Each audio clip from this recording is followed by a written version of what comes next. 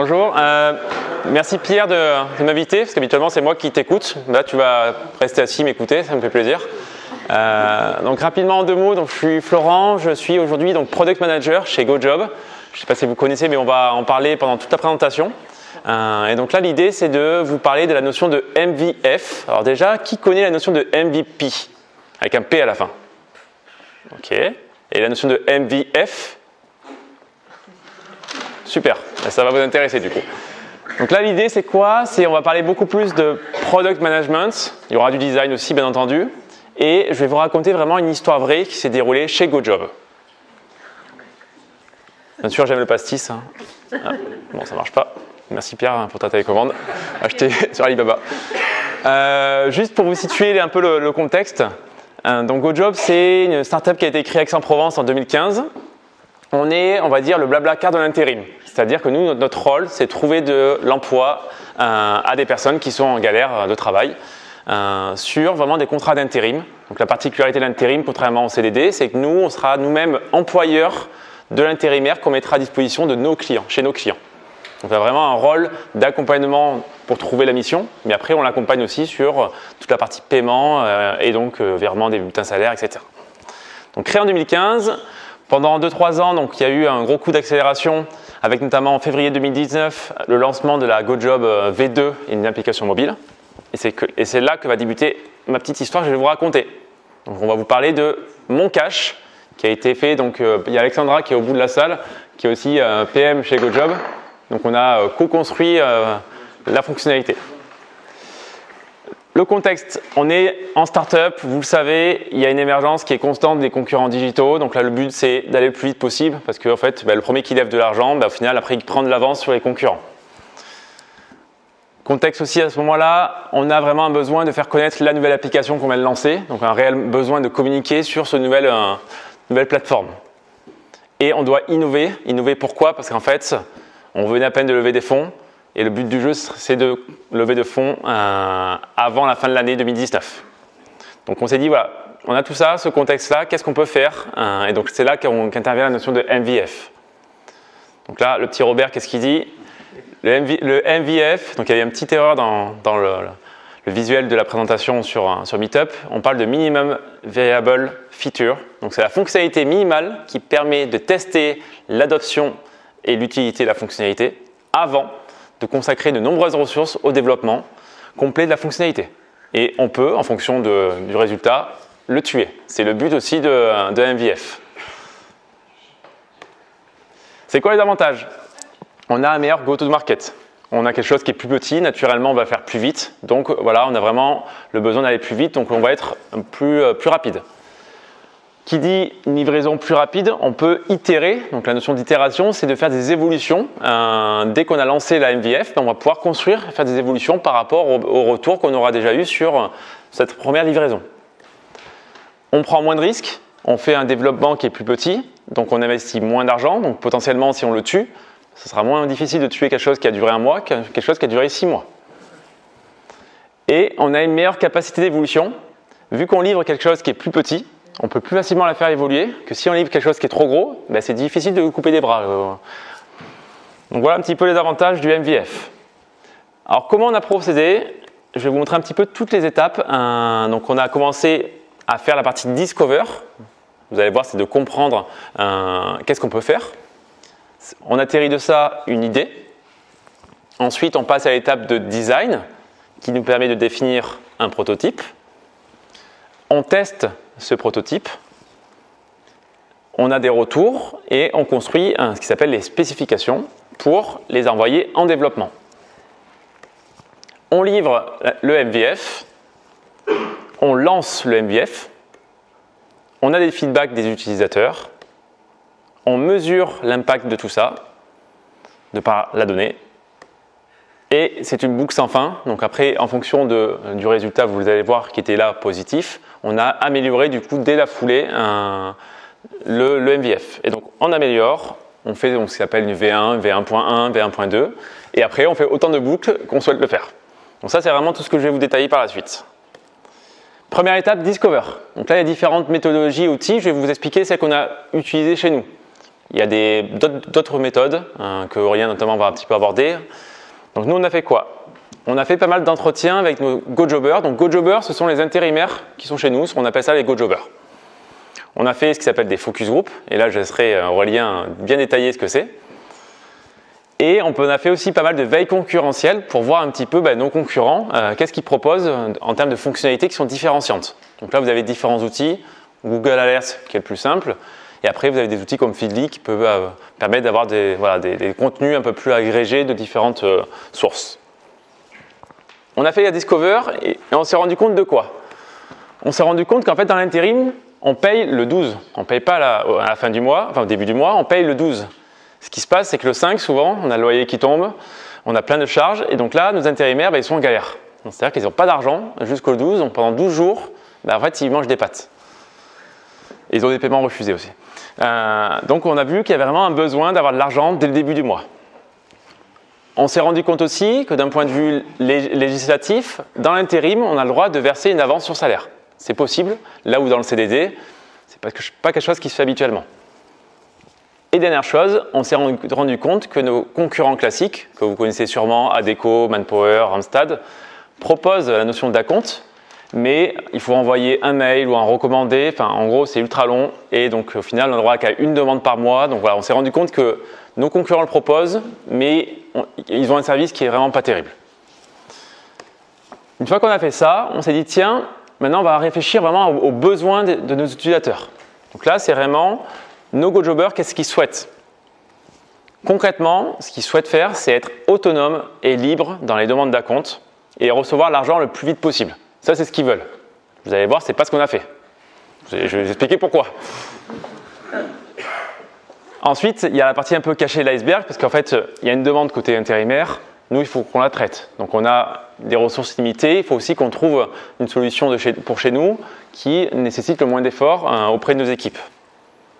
Donc là, l'objectif, c'est quoi? C'était pour elles que les demandes soient traitées automatiquement, en moins de 5 minutes. Vous voyez, là, c'est la magie. On fait ça. Le problème de ça, c'est que si on part sur cette solution-là, aussi bien côté GoJobber que côté un collaborateur GoJob, on allait mettre 6 mois en développement. Donc là, c'est là où on fait l'opération élagage, où on a tous les besoins, et ensuite, on va vraiment réfléchir à c'est quoi le fameux MVF. Et donc là, vous allez voir, côté GoJobber, au final, qu'est-ce qu'il voulait? Il voulait une demande d'acompte en un clic. Ça, on s'est dit, bon, c'est la base, on ne va pas le couper. S'il ne fait pas de demande, en fait, il n'y a pas de fonctionnalité. Il voulait aussi connaître le montant maximum qu'il peut prétendre avoir pour choisir lui-même, bon, ok, je peux avoir 200 €, je vais demander 100 €. Ça, on s'est dit au début, non, il va demander le maximum et c'est nous qui allons lui dire qu'est-ce qu'il peut avoir. Il voulait faire plusieurs demandes d'acompte par mois. Ça, on s'est dit que c'est quelque chose qui est important aussi pour lui. Donc, on a dit, on va le conserver. Et il voulait l'argent sur son compte bancaire en 10 minutes. On a évalué que c'était assez coûteux et on se disait que déjà, si on commence à lui donner en 48 heures, il va déjà être content. Vous voyez déjà, on a enlevé deux petites choses et vous allez voir, niveau impact, après, il y a d'énormes impacts. Côté GoJob, bien sûr, ça, on l'a écarté. On s'est dit, voilà, on est une startup, ok, mais on met un peu les mains dans le cambouis. Au début, c'est pas magique, c'est vous qui allez taffer. Mais on va quand même les aider. Comment? En fait, le but, c'est de transmettre les demandes d'acompte. Ça va de soi. Ensuite, nos équipes voulaient savoir automatiquement le montant qu'on pouvait donner. Donc là, on a dit non, ça, tu vas le calculer toi-même. Tu vas aller voir son bulletin de salaire, qui est celui qu'il aurait eu en fin de mois. Tu vas voir le nombre de jours qu'il a travaillé. Tu vas dire, ok, il a droit à 70 €, il a demandé 200 €. Tu lui donnes que 70 €. Mais tu fais ça manuellement au début. Ensuite, il y avait la notion de émettre le virement de façon automatique. Là aussi, au début, à l'époque, on avait environ, c'était de l'ordre de 500 GoJobbers par mois. Donc, on s'est dit au lancement, on n'aura pas des demandes trop énormes. Donc, on a dit, les virements, pareil, tu le feras manuellement et tu ne le feras pas de façon automatique. Vous voyez, là, on a déjà enlevé plein de choses. Ah, et encore une. Le but, là, c'était de tenir informé automatiquement l'intérimaire. Dès lors, on a effectué le virement. Vu qu'on a un délai de 48 heures, c'est pour dire, OK, on a pris en compte ta demande, tu auras l'argent dans 48 heures. Ça, pareil, on s'est dit, au début, vous allez envoyer vous-même les SMS manuellement. Donc là, à chaque fois, quand on fait ça, il faut se serrer la main. Donc là, pas avec les GoJobbers, parce que les GoJobbers, voilà, on savait qu'on allait répondre à leurs besoins. En tout cas, on prétend répondre à leurs besoins. Mais moi, je suis quand même voir mes collègues de l'équipe administration pour leur dire, voilà, Il y a plein de choses que vous allez faire manuellement. Est-ce qu'on est d'accord sur ça? Est-ce que vous êtes prêts à faire les demandes d'acompte manuellement? Donc on se serre dans la main et là on dit on y va. On passe à l'étape de prototypage. Donc là c'est plutôt des profils de type UX designer, comme Clément qui est ici, donc UX designer chez GoJob. Donc là le but c'est de matérialiser du coup la fonctionnalité. Donc là c'est très simple, vous avez l'application de l'intérimaire, vous avez un onglet qui s'appelle Mon Cash, donc on a essayé d'un peu de marketer la fonctionnalité. Ensuite, vous retrouvez 3 billets, qui étaient un petit peu les demandes les plus habituelles qu'on avait vues de par les entretiens et focus group, donc 150, 300 €, 500 et le max, vu qu'on ne savait pas combien on pouvait leur donner. Et après, un petit effet en mode jackpot. Vous voyez, c'était très basique. Ensuite, je vais vous montrer ce qui s'est passé d'un point de vue back-office, pour la gestion de ces demandes-là. Là, on s'est dit, on pouvait faire un truc super complexe. Et en fait, on a fait un truc super simple. On s'est dit quoi? On s'est dit, dès qu'il va y avoir une demande dans l'application, ça va simplement envoyer un petit message Slack à la personne en charge de faire la compte. Donc là, on va parler un peu de no-code. Donc, on reçoit une demande sur Slack et grâce à un outil magique que vous connaissez peut-être, qui est un outil de marketing, d'automation, qui s'appelle Zapier, on a dit à chaque nouvelle demande, je vais créer sur un fichier spreadsheet une ligne qui contient l'ensemble des éléments de l'intérimaire, à savoir aussi son RIB, qu'on avait directement nous dans l'application mobile, et le montant qu'il demande. Et ce fichier-là sera le fichier vraiment au début de suivi des acomptes et de gestion des acomptes qu'on va délivrer. Vous voyez tout ça, on aurait pu même le développer. On s'est appuyé sur Slack, qui était un outil qu'on avait déjà en interne, et Spreadsheet, qui est un outil qui fonctionne très bien. Ça, c'était donc la partie MVF côté back-office. Ensuite, le but du jeu, c'est avant de développer, c'est de tester. Donc là, on parle de prototypage en mode live. Vous avez deux logiciels qui sont très connus, InVision et Marvel, qui permettent sur la base d'interfaces statiques de mettre des zones de clic et de faire semblant que c'est une vraie application. Et on a fait ce qui s'appelle des guérilla tests ou des tests utilisateurs. Guérilla tests, c'est aller dans la rue et rencontrer des intérimaires, par exemple à Pôle emploi, parce que très souvent ils sont à Pôle emploi, parce qu'ils cherchent du travail. Et on leur a demandé, voilà, t'en penses quoi, etc. Et donc de ça, on avait des feedbacks déjà de voir est-ce que c'est une fonctionnalité qui répond à son besoin, tel qu'on l'a imaginé. Donc là, c'était positif. On s'est dit, OK, on continue. Étape 4, développement. Je ne vais pas rentrer dans le détail, mais voilà, ça ressemble à ça, paraît-il. C'est long des fois aussi. Donc là, ça a duré 2 semaines. C'est tout, ouais, assez rapide, parce qu'au final, vu qu'on a coupé le maximum, ça a duré que 2 semaines. Si on avait fait tout ce qui était initial, ça aurait pu durer peut-être 3 mois. Ouais, je vais dire 3 mois. Au moins. Donc là, il y avait juste 2 développeurs. Hein, c'est par rapport aussi à notre ressource de développeurs. Ensuite, et ça c'est souvent négligé, quand on lance une fonctionnalité, il faut la préparer, il faut aussi la lancer. C'est pas je la mets en ligne et après en gros c'est magique, ils arrivent tout seuls, ils la découvrent et ils sont tous contents. Non. Là on s'est dit on va faire ce qui s'appelle un progressive launch.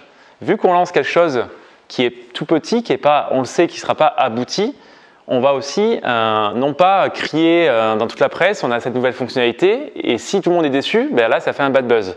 Donc on a commencé par quoi? Par dire on va juste mettre une petite release note sur l'Apple Store et sur Google Play et on va envoyer un premier mail uniquement à nos intérimaires qui ont déjà accès à la fonctionnalité, qui sont déjà en mission. Parce que pour avoir un compte, bien sûr, il faut avoir un travail chez nous. Donc on s'est dit, on la déploie qu'à eux, comme ça il n'y a qu'eux qui peuvent l'utiliser et on ne frustre pas les autres au début. On a mis en place aussi, parce que vous vous rappelez au début, le but du jeu c'était de promouvoir l'application. Qu'est-ce qu'on a dit? On s'est dit, tiens, la fonctionnalité, on ne la met pas disponible sur la version desktop, ordinateur, mais on la met en avant et comme ça on facilite le téléchargement de l'application. Ça c'est super intéressant parce que du coup la personne qui est vraiment intéressée va vraiment se forcer à télécharger l'application et ça a marché en plus. Et là quand on a commencé à sentir que ça commençait à bien marcher, que les GoJobbers étaient vraiment convaincus du résultat, on s'est dit là voilà, il faut qu'on commence à envoyer le paquet. Qu'est-ce qu'on a fait? On a acheté un bus à Londres. Bon, on a du budget quand même chez GoJob, on est une startup qui a levé pas mal d'argent, mais vous pouvez faire ça aussi avec une petite voiture, un scooter, hein. Ça marche. Et on s'est dit tiens, on va lancer un peu à l'Apple une GoJob Keynote où on va inviter nos intérimaires, inviter la presse, nos clients, et on va là à Paris faire une grosse stuff. Et donc du coup on a fait pas mal de teasing sur Facebook, avec des invitations gratuites bien sûr pour les intérimaires, hein. Et on est monté à Paris. au Cabaret Sauvage. Et là, on a fait un gros show avec notre CEO qui parle avec le ministre de l'Éducation, du Travail. Et donc là, ça a vraiment les paillettes, etc. Et donc là, il y a vraiment un impact, vous allez le voir, au niveau de la presse, ce qu'on visait au début aussi. Donc là, le but du jeu, c'est on a lancé. Il faut savoir, du coup, maintenant, quel est le résultat de tout ça. Donc on va ce qui s'appelle mesurer. Donc là, on peut mesurer le taux d'adoption, c'est-à-dire l'adoption de la fonctionnalité, à savoir le nombre de demandes qu'il y a eu dès le lancement. Donc dès le lancement, il y a eu environ 25% des utilisateurs qui avaient accès, donc qui étaient en mission chez nous, qui ont profité d'un acompte, ce qui était quand même pas mal pour nous au début. Seconde chose, on a observé les retombées presse qu'on a pu avoir. Et donc là, on a eu une dizaine de retombées presse qui étaient vraiment superbes parce qu'en fait, on lançait une nouvelle fonctionnalité, un nouveau service dans l'intérim, sachant que l'intérim, c'est un truc qui n'a pas évolué depuis 20 ans. Donc là, c'était vraiment, mais pour nous, vraiment une super réussite. Et ensuite, on a observé un petit peu les retours des GoJobbers, notamment au niveau des commentaires Facebook, des SMS qui s'échangent entre nos recruteurs et les intérimaires. On a envoyé un petit sondage et là, tous étaient contents de la fonctionnalité. Donc on s'est dit, tiens, on a lancé un truc le plus petit possible et au final, ça a marché. Donc là, le résultat, c'est quoi?